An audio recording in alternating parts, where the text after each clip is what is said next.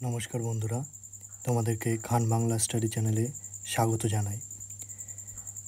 আমরা যে প্যালিওলিথিক এরা বা ওল্ড স্টোন এজ ইন ইন্ডিয়ার ওপর ভিডিও লেকচার শুরু করেছিলাম, আজকে তার শেষ ভিডিও। আমরা আগে দেখেছি আর্লি প্যালিওলিথিক পিরিয়ড, যেটা কিনা 3.5 মিলিয়ন ইয়ার্স থেকে 1 লক্ষ বছর পর্যন্ত স্প্যান করেছিল। মিডিল প্যালিওলিথিক পিরিয়ডটা আমরা দেখেছিলাম 1 লক্ষ থেকে 40,000 বছর ধরে চলেছিল, এবং তারপর আমরা আজকে আপার প্যালিওলিথিক এরাটা দেখব, যেটা 40 বছর থেকে 10,000 বছর পর্যন্ত চলবে। আপার প্যালিওলিথিক পিরিয়ডের ক্লাইমেটিক কন্ডিশান আমরা দেখব যে ধীরে ধীরে সেটা উষ্ণ হতে শুরু করেছে এবং হিউমিডিটি এখনও রয়েছে। এছাড়া আইস এজ এখনও কিন্তু কন্টিনিউ হচ্ছে, যদিও এই আপার প্যালিওলিথিক পিরিয়ডেই আমরা দেখতে পারবো যে আইস এজ শেষ হয়ে যাচ্ছে, অর্থাৎ এটার ফাইনাল ফেজ। এরপর আমরা দেখব আপার প্যালিওলিথিক সেটেলমেন্টে আর্লি প্যালিওলিথিক সেটেলমেন্ট এবং মিডিল প্যালিওলিথিক সেটেলমেন্টের মতোই মানুষরা এখনও ঘরবাড়ি তৈরি করতে শেখেনি, এবং তারা ন্যাচারাল শেল্টার অর্থাৎ গুহাতে বাস করছে, এবং সেই গুহাগুলো তাদের বন্য জীবজন্তুর থেকে রক্ষা করছে, এবং সেখান থেকেই তারা জল, খাদ্য এবং যন্ত্রপাতি তৈরি করার জিনিসপত্র পাচ্ছে।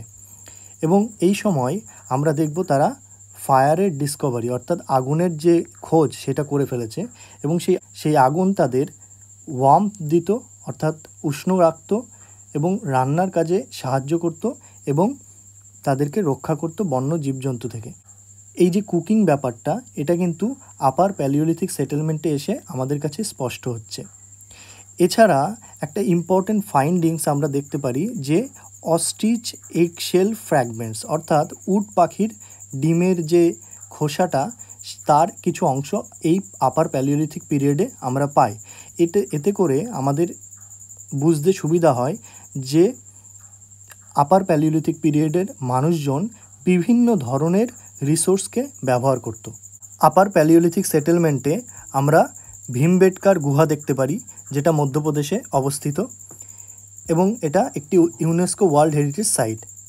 এই ভীমবেটকার গুহাতেই আমরা কিন্তু আর্লি প্যালিওলিথিক, মিডিল প্যালিওলিথিক এবং আপার প্যালিওলিথিক সেটেলমেন্ট দেখতে পাই।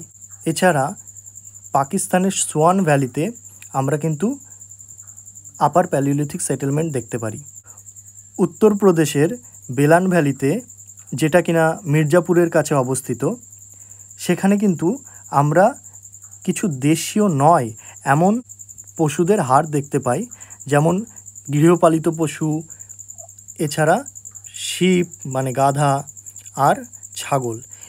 এগুলো সাজেস্ট করে যে মানুষরা ডোমেস্টিকেশন কিন্তু শিখেছে, অর্থাৎ পশুপালন শুরু করেছে।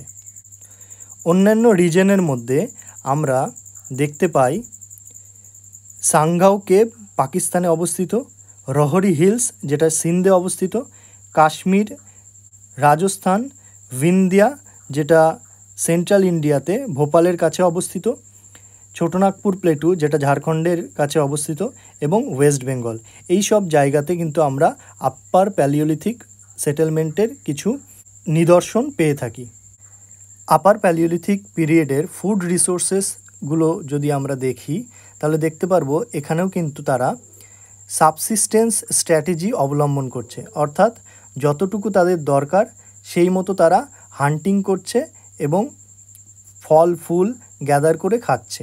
এবং আপার প্যালিওলিথিক পিরিয়ডেও কিন্তু আমরা দেখতে পারবো যে এগ্রিকালচার এখনও শুরু করেনি মানুষ। আপার প্যালিওলিথিক পিরিয়ডে যে টুল ছিল তার ডেভেলপমেন্ট হিসাবে আমরা যেটা দেখতে পারি যে প্যারালাল সাইডেড ব্লেডস ব্যবহার করতে শুরু করেছে মানুষ। এই ব্লেডসগুলো দুই সাইডেই ধারালো হতো, এবং এর যে দৈর্ঘ্য হতো সেটা প্রস্থের দুগুণের থেকেও বেশি হতো। তোমরা যদি দেখতে চাও প্যারালাল সাইডের ব্লেডস, তাহলে এই দেখো, এই ব্লেডটির দুই পাশে কিন্তু ধারালো সাইড। প্যারালাল সাইডেড ব্লেডসের পাশাপাশি আমরা স্ক্রেপার্স আর বিউরিনস দেখতে পারি। স্ক্রেপার্স আমরা মিডিল প্যালিওলিথিক পিরিয়ডে দেখলেও স্ক্রেপার্সের যে ভালো মতো ব্যবহার সেটা আমরা আপার প্যালিওলিথিক পিরিয়ডে এসে দেখতে পাই। স্ক্রেপার্সের ছবি তোমরা এখানে দেখতে পারো। স্ক্রেপার্স হচ্ছে চাচালি, যেটা আমরা এখন ব্যবহার করি এই রকম ধরনের। তোমরা এই দুটো টুলসের মধ্যে সিমিলারিটি অর্থাৎ সামঞ্জস্য বুঝতে পারছো।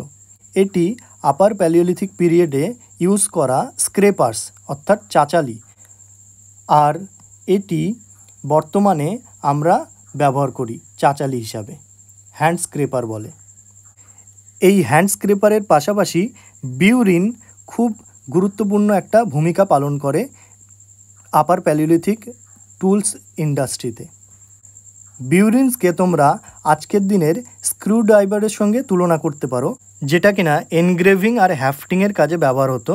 অর্থাৎ এই স্ক্রু ড্রাইভারগুলো অর্থাৎ বিউরিনগুলোকে ব্যবহার করা হতো খোদাই কার্যে, আর এগুলোকে হাতলের সঙ্গে লাগিয়েও কিন্তু ব্যবহার করা হতো। তোমরা এই ছবিটা দেখতে পাচ্ছ, এই যে সামনের মুখটা তোমরা অনেকে দেখে চিনতে পারছো, আজকের দিনের স্ক্রু ড্রাইভারের সঙ্গে তোমরা অনেক মিল খুঁজে পাবে। তো এই ছিল আজকের ভিডিও আপার প্যালিওলিথিক পিরিয়ডের ওপরে। যদি তোমাদের ভিডিওটা ভালো লেগে থাকে অবশ্যই কমেন্ট করে জানাতে ভুলবে না। এছাড়া লাইক, শেয়ার এবং সাবস্ক্রাইব করে দিও। আমার চ্যানেলটি গ্রো করতে অনেকটা সাহায্য করবে। ধন্যবাদ।